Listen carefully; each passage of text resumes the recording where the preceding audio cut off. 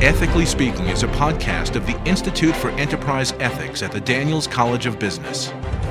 In this edition of Ethically Speaking, we examine the business case for ethical behavior. Is there really a tangible upside for a corporation and its employees to act in an ethical manner? To bring insight into this issue, we have with us Bob Giacalone from the Daniels College of Business. Bob is a Daniels Endowed Chair in the Department of Business Ethics and Legal Studies. He has spent more than 30 years studying and teaching ethics as a professor, a business consultant, a consultant to the Department of Defense, and to the Federal Reserve Banks. Bob has published many of the articles containing the findings he will be discussing with us today. Bob, we've seen all the reports that strong ethical leadership and high standards for ethical behavior can have a very positive relationship to a company's financial performance and, of course, the company's reputational risk profile. Now, these are certainly very good reasons for companies to focus on their ethical behavior, but you have a whole new reason why companies should work hard to improve the ethical culture of their organization. It actually improves job satisfaction and employee retention. Would you help us understand how that relationship happens? Well, Dan, I think what you need to first do is think about the fact that job satisfaction leads to employee retention. So the question here really is a matter of how does ethics lead us to job satisfaction? And the answer is it gets us there in a couple of different ways. First of all, what we know is that an ethical work climate increases job satisfaction. That ethical work climate can be a lot of different things. For example, having strong policies with regards to ethical behavior, having strict enforcement of ethical policies, having very consistent and strict reprimanding. But what we know is if you've got all of that, this kind of work climate makes employees more satisfied, makes them more committed to the organization, and increases retention. What we also know is there's another way of getting there, and that's through leadership support for ethics. It's not just talk, but it's also action. So when we've got leadership that talks a lot about ethics and also engages in ethical decision making openly and very transparently, we see more job satisfaction, more employee retention. What we also know is that there's yet another way, ethics codes. So when there's a clear ethics code that's used across different departments, we see that employees tend to be happier with their jobs. They tend to be more committed to the organizations that they're with because they look at these environments as being driven by something very positive. Ethics training is yet another way of getting at it. What we know is that usable ethics training, and what I mean by that is ethics training that can be applied in the real world, not just theoretical ethics training, results in employees who are much happier with their jobs. They feel like they can do their jobs better, more consistent with their values, and this creates people who want to stay in the environment that they're in. Also, the last one where you get the link is through perceived corporate social responsibility. So when employees think that they're working for a socially responsible organization, what they tend to do is they think, I work for a good place, I work for a place that I can be honored to be associated with. And people like those kinds of environments, they're happier in those environments, and what they wind up doing is staying because they're associated with that kind of positive atmosphere. Well, Bob, that helps me understand the issue a lot more clearly, but how do you know that? I mean, how do you know these relationships exist? Is it kind of things you've heard talking to people on the shop floor or just your observation? Or? It's a good question, Dan. All of this information comes from very systematic scientific studies. It comes from studies done in a number of journals, Journal of Business Ethics Quarterly, as well as a number of journals. And it's all basically data that employees have reported back to us through systematic studies that we've done. The guy who's done an immense amount of work on this is a guy named Sean Valentine, and he's actually got a book out specifically on this topic. Good. Well, that helps me a lot. Well, Bob, that's very helpful in helping me understand the issues of retention and job satisfaction. But you take the point even further by noting that unethical behavior can actually make employees physically and psychologically ill. How does that relationship work? Dan, this is one of the most interesting things that we've come across. This is about 3 decades of research, and what it shows is a pretty consistent relationship. And that relationship is that unethical behavior leads to physical and psychological illness. Now, what kinds of illnesses? Well, it's really even more interesting because the kind of illnesses vary. So for example, we have seen relationships between unethical behavior and cardiovascular health, things like heart problems, high blood pressure. We see relationships between unethical behavior with sleep problems, unethical behavior with anxiety, depression, personal pessimism toward life. There's even some research that links unethical behavior to both suicide and post-traumatic stress disorder. Believe it or not, overall, we find that there is greater mortality risk and morbidity risk, illness risk, overall when you're exposed to unethical behavior. So I think the relationship is been shown consistently in the literature.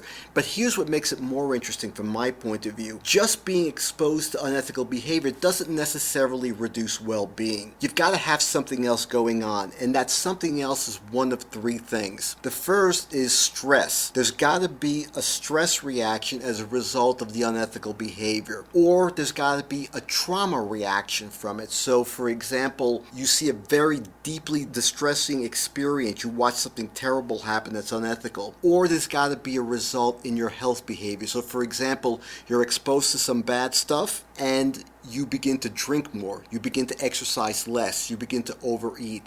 So it's not just the unethical behavior that leads to poor well-being, something else has to go on. What kinds of behaviors are these? Because there's a whole variety of unethical behaviors. So let me just give you a couple of them. We see very clear connections to unethical behavior related to discrimination, unethical behavior related to bullying and abusive supervision, and unethical behavior related to organizational injustice. And what we mean by organizational injustice is if employees feel that they're being treated unjustly, they see this as being an unethical act on behalf of the organization, and it actually makes them sick. Wow, that's kind of scary. It is scary. Well, thanks for bringing it to our attention. Bob, I'm going to ask you the same follow-up that I asked you in the first question. How do you know that? Are there case examples you can cite? Can you cite stories about this company or that company? What's the source of the data again? The bulk of the research, Dan, here comes out of, again, scientific journals. So it's not that we've gone out and actually studied company by company. The kinds of behaviors we're talking about are behaviors that we see across different companies, across different types of employees.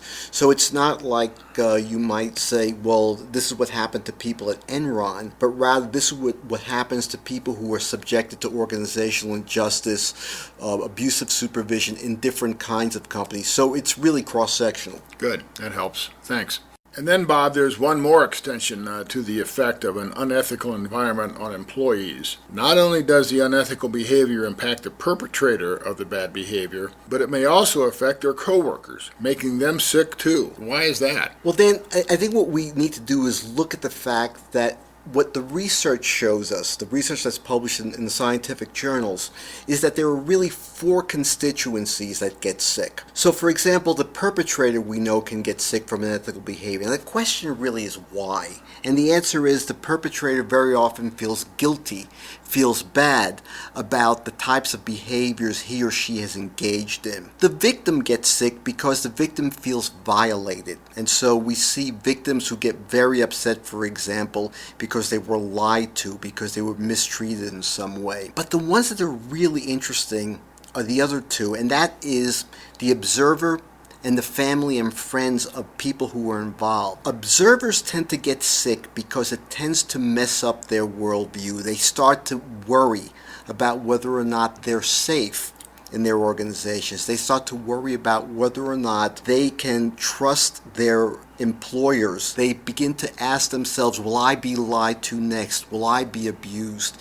So the observational effect there is very powerful. But also, and the one, this is the most interesting to me at least, is that family and friends of people who were involved also get sick. So for example, the perpetrator goes home and the perpetrator is upset about what he or she did, and they're upset, they're stressed, and they pass off this stress to their family members. They pass it off to their wife, their husband, their children. Same thing for the victim. The victim is upset by being victimized, and the victim goes home and says, look at all the terrible things that happen, and this in some way stresses out the children and the spouse of that victim.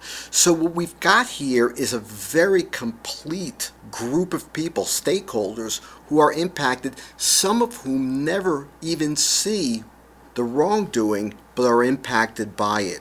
Bob, it seems to me that 10 or 12 years ago, 15 years ago, we saw a lot of evidence of this in the aftermath of Enron and WorldCom and Adelphia, especially on the parts of the whistleblowers and the whistleblowers' friends and families.